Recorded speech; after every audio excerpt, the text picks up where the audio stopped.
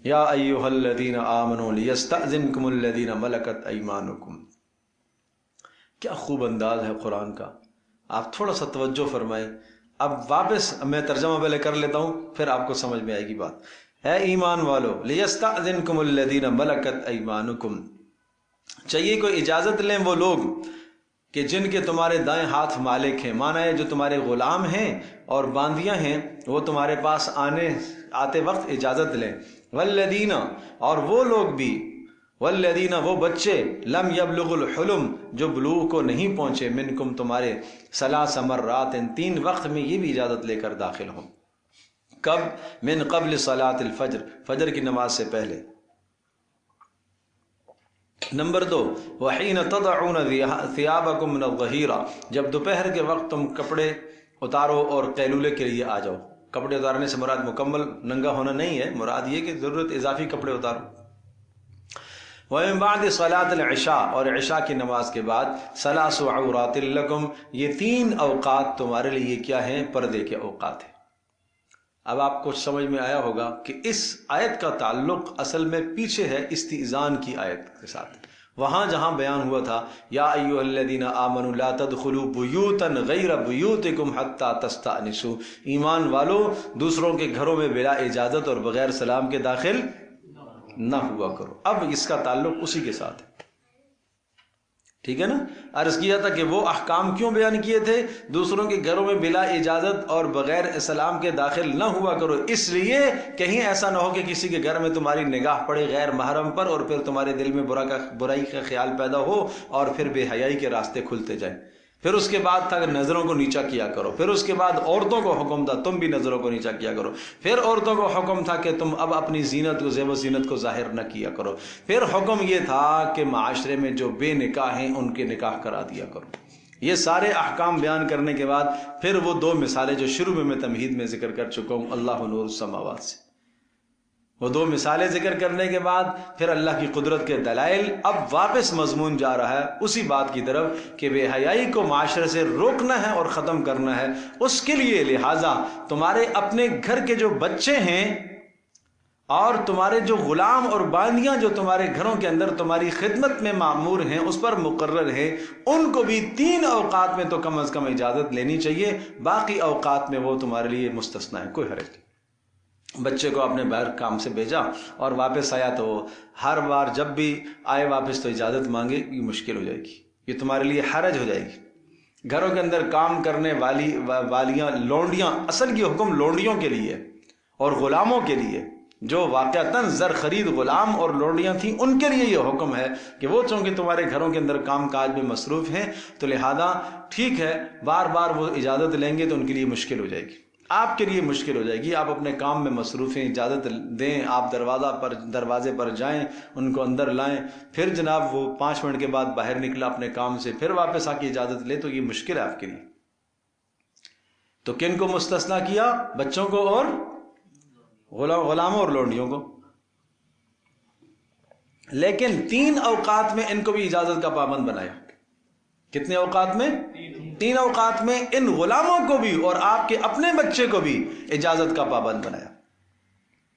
لم یبلغ الحلم، وہ بچے جو بلوغ کو اب تک نہیں پہنچے، وہ ہر وقت آئے جائیں۔ مثال گھر کے اندر جو ہے وہ بھابھی ہے، اب یہ جناب دیور ہے لیکن چھوٹا ہے، نابالغ بچہ ہے، کوئی حرج نہیں، آمد و رفت کی اجازت ہے، بلا اجازت آ سکتا ہے، لیکن 3 اوقات میں ان کو بھی پابند کیا گیا کہ یہ اجازت لے۔ اور 3 اوقات سے مراد کون سے اوقات ہیں؟ من قبل صلاۃ الفجر، فجر کی نماز سے پہلے۔ نمبر 2، دوپہر قیلولے کے وقت۔ نمبر 3، عشاء کی نماز کے متصل بعد۔ یہ 3 اوقات عام طور پر ایسے ہوتے ہیں کہ ان اوقات ثلاثہ، 3 اوقات میں میاں بیوی کی باہمی خلوت ہوتی ہے۔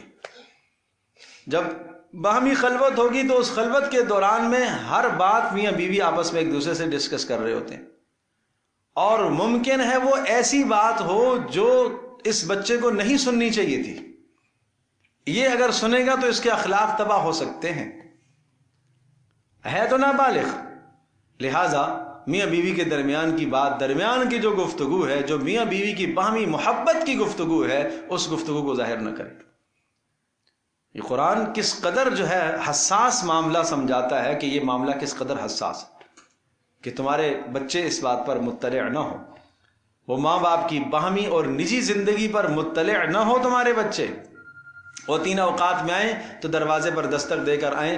بچوں کی یوں تربیت کریں کہ جب میاں بیوی ایک کمرے کے اندر اکیلے ہوں تو وہ کیا کریں؟ دستک دے کر آئیں، اجازت لے کر آئیں، بے دھڑک اندر داخل نہ ہو. ممکن ہے ایک آدمی اندر داخل ہوا، وہ بچہ اندر داخل ہوا، اس نے جسم سے کپڑے زیادہ اتارے ہوئے ہو، جس میں کوئی اعضائے مستور چھپا ہوا عضو نظر آ رہا ہو، تو پھر تو بچہ کسی بد اخلاقی میں مبتلا ہو سکتا ہے. اور ظاہر سی بات ہے کہ یہ بچے کے لیے زیب نہیں ہے، باپ کے لیے زیب نہیں ہے. اسی طرح سے میاں بیوی آپس میں بے تکلف بیٹھے ہوئے ہیں، بے تکلف ہر طرح کی گفتگو کر رہے ہیں، بغیر اجازت لیے ایک بچہ اندر داخل. لم یبلغ الحلم سے مراد وہ بچے جو قریب البلوغ ہے، بلوغ کو نہیں پہنچے. 10 سال کا بچہ ہے، 11 سال کا بچہ ہے، اسے اجازت لے کے اندر آنا چاہیے. گو کے بلوغ کو نہیں پہنچا ہے لیکن اسے اجازت لے کے آنا چاہیے. اچھا، اس میں ایک بڑی اہم بات یہ ذہن نشین کرنے کی ہے. 3 اوقات بتائے. کون سے اوقات؟ فجر سے پہلے، قیلولے کے وقت، عشاء کے بعد.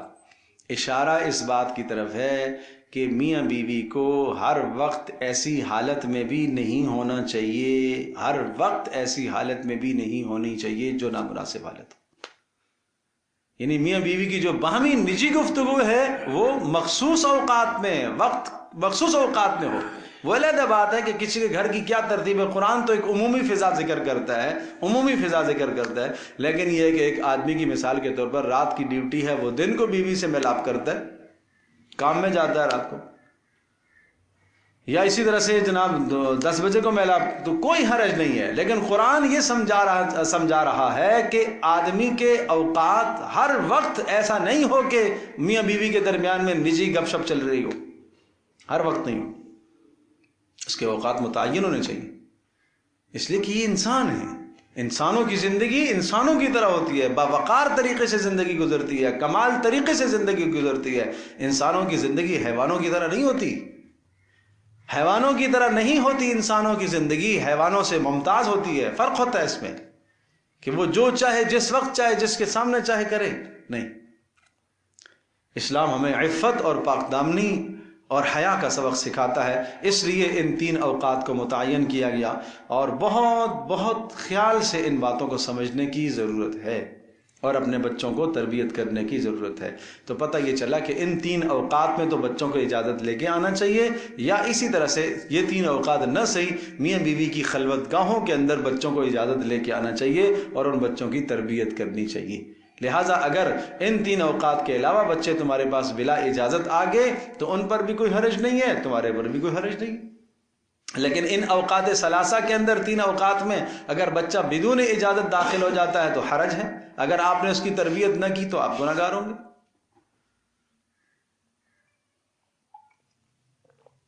ثلاث عورات لکم لیس علیکم ولا علیہم جناح بعدہن. فرمایا کوئی حرج نہیں ہے، تمہارے اوپر بھی کوئی حرج نہیں ہے، نہ منع کریں ان اوقات کے علاوہ، اور نہ ان بچوں پر کوئی حرج ہے بلا اجازت داخل ہونے پر. بعدہن، ان اوقات کے علاوہ. طوافون علیکم، اس لیے کہ بار بار آتے ہیں، بعضکم علی بعض، بعض کے پاس بار بار آتے ہیں. کذالک یبین اللہ لکم الآیات، اس طرح سے اللہ تبارک تعالیٰ کیا کرتا ہے؟ آیات کو، احکام کو کھول کھول کر بیان کرتا ہے.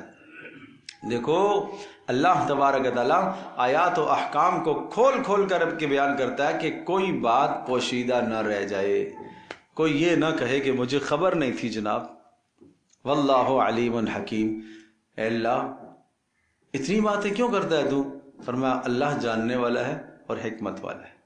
اللہ لوگوں کے مصالح کو اور بہتری کو جانتا ہے اور حکمت والا ہے، اس لیے وہ ایسے حکم دیتا ہے.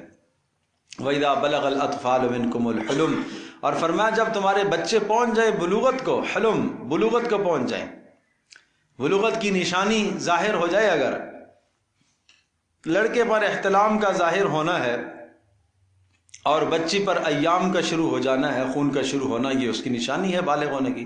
جب بلوغت ظاہر ہو جائے فَلْيَسْتَأْذِنُوا كَمَا اسْتَأْذَنَ الَّذِينَ مِنْ قَبْلِهِمْ، پھر یہ بچے اسی طرح سے اجازت لیں گے جس طرح سے پہلوں نے اجازت لی ہے. کون سے پہلے؟